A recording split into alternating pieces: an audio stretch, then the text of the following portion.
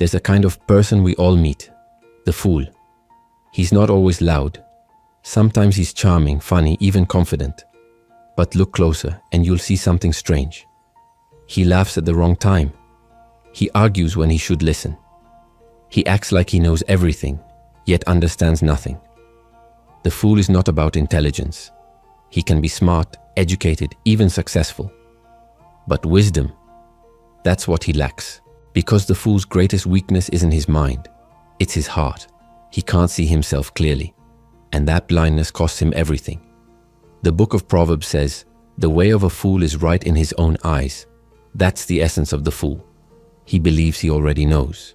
You can't teach him, you can't correct him. He'll argue, defend, explain, and justify, all while sinking deeper into the same mistakes. The wise man learns from others. The fool insists others learn from him. Think of that friend who always needs to have the last word. He never listens, only waits to respond. He can't absorb truth because his ego is already full. That's the first layer of foolishness. Arrogance disguised as confidence.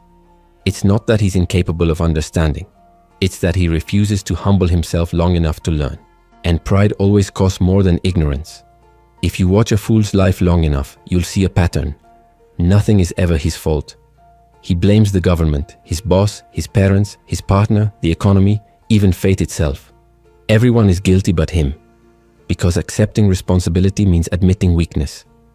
And the fool would rather live blind than feel small. But the moment you start blaming, you stop growing. Blame is comfort. It lets you stay still. But growth demands discomfort. The courage to say, maybe I'm the problem. The fool never gets there. He lives in a world where life keeps happening to him, not through him. That's why his story repeats. Same mistakes, different people. He keeps walking in circles, calling it bad luck. Fools are emotional creatures, but not in a healthy way. They're driven by reaction, not reflection. When something offends them, they explode. When they're sad, they give up. When they're happy, they promise too much. They live like waves, up one day, down the next, always pulled by whatever feeling comes first. They mistake emotion for truth. If it feels good, it must be right. If it feels bad, it must be wrong. But feelings aren't facts. The wise man feels deeply but acts slowly. The fool acts quickly and regrets constantly. And over time, this becomes a trap. His emotions lead him into chaos again and again. Aristotle once said, "Anyone can become angry. That is easy. But to be angry with the right person, in the right way and at the right time, that is not easy." That's where wisdom begins. Not in suppressing emotion, but mastering it. Here's the uncomfortable truth. There's a fool in all of us. You can see it when you talk too much, when you argue for the sake of pride, when you know something is wrong but you do it anyway, hoping this time it'll somehow turn out different. We all have a part that resists correction. We all have moments when truth feels like insult. That's the inner fool. Stubborn, defensive, and loud. Carl Jung would call it the shadow, the side of us that hides from awareness. It's not evil, it's unintegrated. And the more we deny our inner fool, the stronger it becomes. That's why humility is freedom. It allows you to look at your foolishness without shame. You can say, yes, that was me, but I can do better. The fool denies his flaws. The wise man studies them. There's another tragedy of the fool. He doesn't understand time. He lives as if tomorrow will always come. He wastes hours on distractions, arguments, and pleasures that add nothing to his life. He treats time like air, unlimited and invisible. But time is the most expensive thing you'll ever spend, and the fool spends it carelessly. He confuses activity with progress, always busy, rarely moving forward. He'll talk about his plans for years but never start, because in the fool's mind, there's always more time. Tomorrow he'll change. Tomorrow he'll start. Tomorrow he'll be better. But tomorrow never comes for the man who never begins. The fool lives for the eyes of others. He needs validation like air. He talks louder, acts bolder, and posts more. Not because he's sure, but because he's unsure. His confidence depends on attention. In private, he's restless. In public, he performs. He can't stand silence because in silence he meets himself. And that's a meeting he avoids. The fool's laughter is often fear in disguise, the fear of being unseen, unheard, unimportant. That's why social media is the fool's paradise. Endless noise, no reflection. Everyone speaking, no one listening. The wise know this. Applause fades, but character stays. The fool never learns that. He keeps chasing the next laugh, the next like, the next moment of spotlight. He's addicted not to happiness, but to distraction. The fool doesn't really hate truth. He just prefers comfort. He'll listen to anything that confirms his bias. He's allergic to correction because truth demands change, and change demands humility. That's why fools surround themselves with flatterers, people who feed their illusion. A fool's pride is a fragile thing. It can't survive honesty. So he builds a world where no one challenges him. But truth doesn't disappear just because you ignore it. It waits, and when it returns, it comes as consequence. That's how life teaches the fool, through failure, loss, and regret. The wise man learns through reflection. The fool learns through pain. If you've ever sat alone in silence, you know how loud your mind becomes. That's why the fool can't sit still. He needs constant noise, music, talking, screens, chaos, anything to drown out the voice of conscience, because silence exposes truth. It shows you what you've been running from. But silence is also medicine. In quiet, wisdom grows. The fool's tragedy is not that he can't think. It's that he never pauses long enough to. He lives reactively, always chasing the next stimulus. Stillness terrifies him because it forces awareness, and awareness is the beginning of responsibility. Proverbs also says, "Walk with the wise and become wise. Associate with fools and get in trouble." The fool rarely walks alone.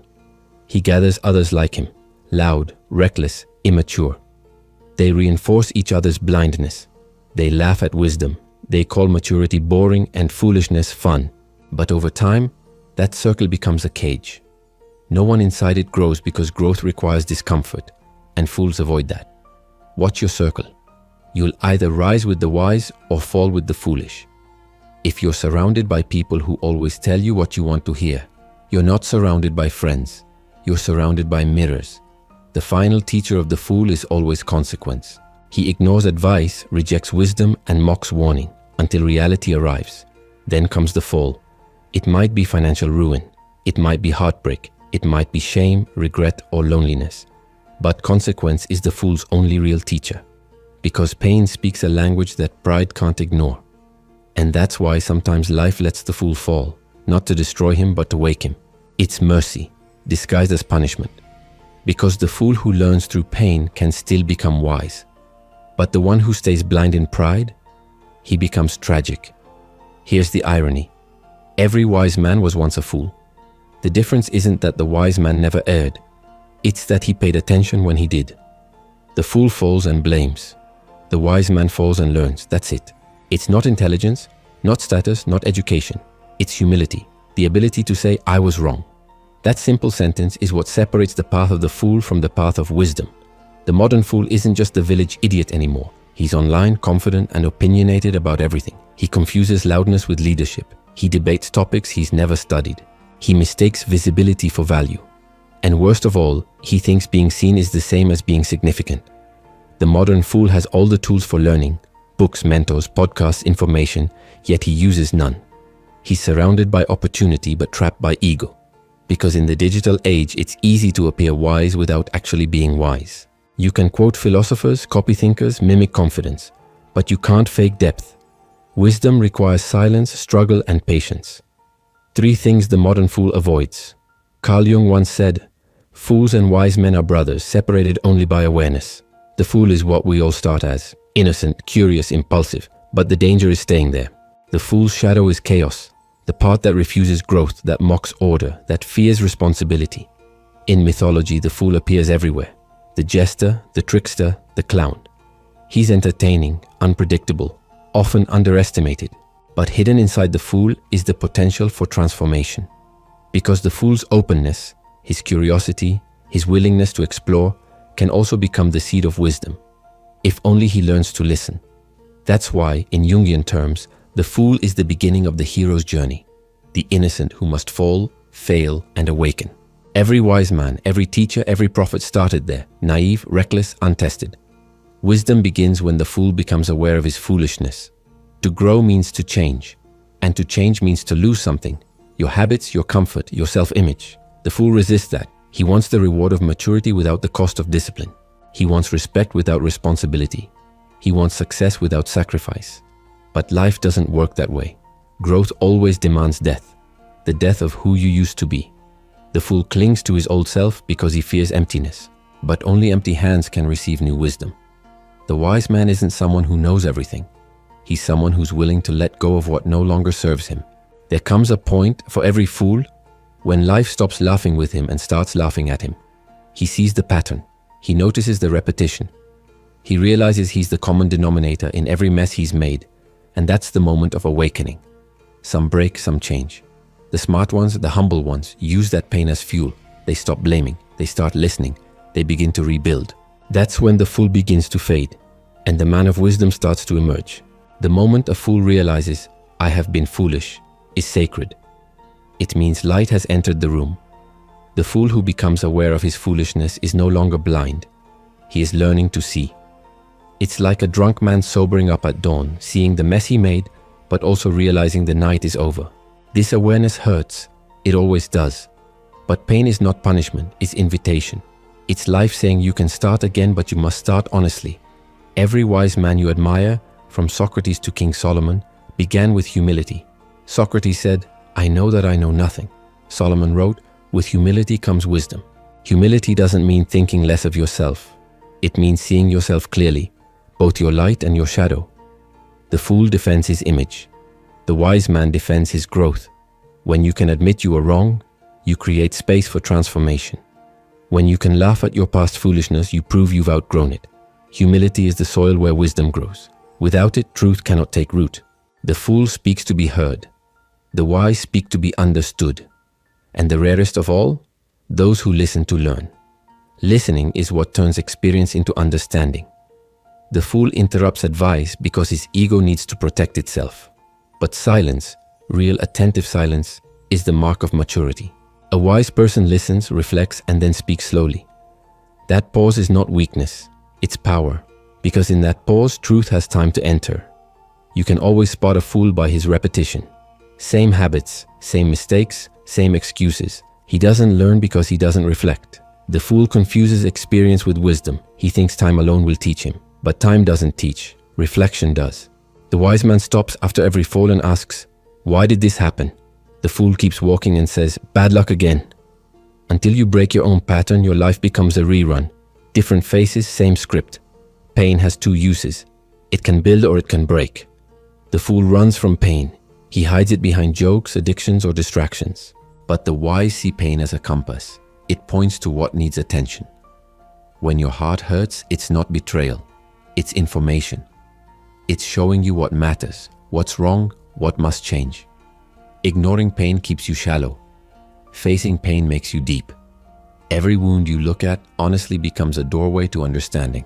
The fool wears pride like armor. It keeps him from feeling weak, but it also keeps him from growing strong. Pride isolates. It turns every conversation into competition. It rejects advice and resents correction. But humility connects. It makes room for others, for truth, for grace. That's why pride always comes before the fall. Because the wall you build to protect your ego becomes the prison that traps your growth. Fools chase excitement. They need constant noise, drama, and novelty. Stillness scares them. Routine feels like death. But the wise understand that life's greatest transformations happen quietly. A tree doesn't grow during the storm. It grows in calm soil. Boredom is not emptiness, it's space. Space for reflection, creativity, and direction. The fool can't endure it because boredom confronts him with himself. And he doesn't like what he sees. If you can learn to be still, you can learn to be wise. Desire isn't evil, but when desire drives without wisdom, it leads to ruin. The fool follows every impulse. He spends without planning, speaks without thinking, loves without discernment. He mistakes craving for calling, but mature desire is guided by discipline. You don't kill passion, you channel it. Every wise person has desire. They've just trained it. Desire without training is chaos. Desire with purpose is creation. In love, the fool expects others to fix what he refuses to face. He wants a partner to be his parent, to soothe, rescue, and tolerate. But love is not therapy. It's partnership. The fool turns romance into dependency. When he's hurt, he blames.